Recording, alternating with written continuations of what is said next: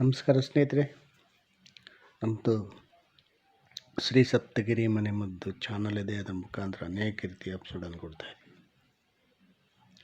ಸ್ನೇಹಿತರೆ, ಪ್ರಕೃತಿಯಲ್ಲಿರುವಂತಹ ಎಲ್ಲ ಗಡ್ಡೆ ಗೆಣಸುಗಳು, ಬೀಜಗಳು,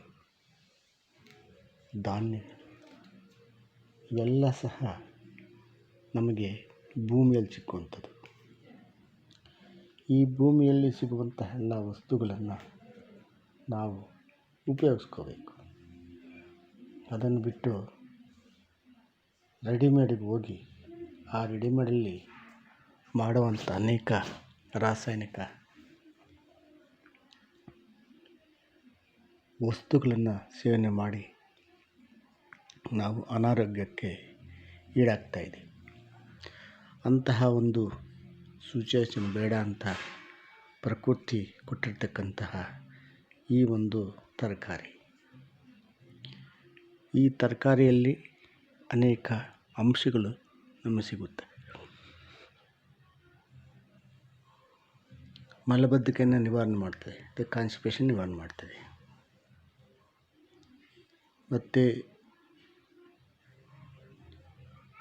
ಈ ಮೂಲಂಗಿ ಎಲೆಯಿಂದ ಕಿಡ್ನಿಗೆ ಒಳ್ಳೆಯದು. ಅನೇಕ ಕಾಯಿಲೆಗಳಿಗೆ ಇದೊಂದು ದಿವ್ಯ ಔಷಧ ಆಗುತ್ತೆ. ಇದನ್ನು ಯಾವುದೇ ಕಾರಣಕ್ಕೆ ನಾವು ಬಿಡಬಾರ್ದು. ಇದನ್ನು ಚಟ್ನಿ ಮಾಡ್ಕೋಬೋದು, ಹಸಿದೆ ಅಥವಾ ಪಲ್ಯ ಮಾಡ್ಕೋಬೋದು. ನಾನಾ ರೀತಿಯ ಅಡುಗೆಗಳನ್ನು ಮಾಡಿ ಇದನ್ನು ಸೇವಿಸ್ಬೋದು. ಕೆಲವರು ಸಲಾಡ್ ಅಂತ ಮಾಡ್ಕೊತಾರೆ, ಅವರವ್ರ ಇಷ್ಟ. ಇದನ್ನು ಸೇವನೆ ಮಾಡೋದ್ರಿಂದ ನಮಗೆ ಎಷ್ಟು ಒಳ್ಳೆಯದಾಗುತ್ತೆ. ಈ ಮೂಲಂಗಿ ಹೊಟ್ಟೆಯಲ್ಲಿರುವಂತಹ ಅನೇಕ ಅವಯವಗಳಲ್ಲಿ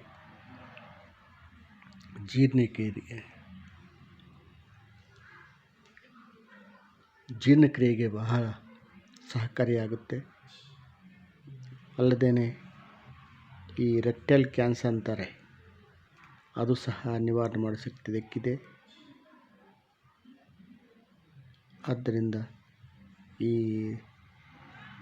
ರೆಕ್ಟಲ್ ಕ್ಯಾನ್ಸರ್ ಅಂತ ಏನಂತೀರಿ, ಅದನ್ನು ಬರದಾಗೆ ಇದು ತಡೆಯುತ್ತೆ. ಆಂಟಿ ಕ್ಯಾನ್ಸರ್ ಅಂತ ಅನ್ಬೋದು.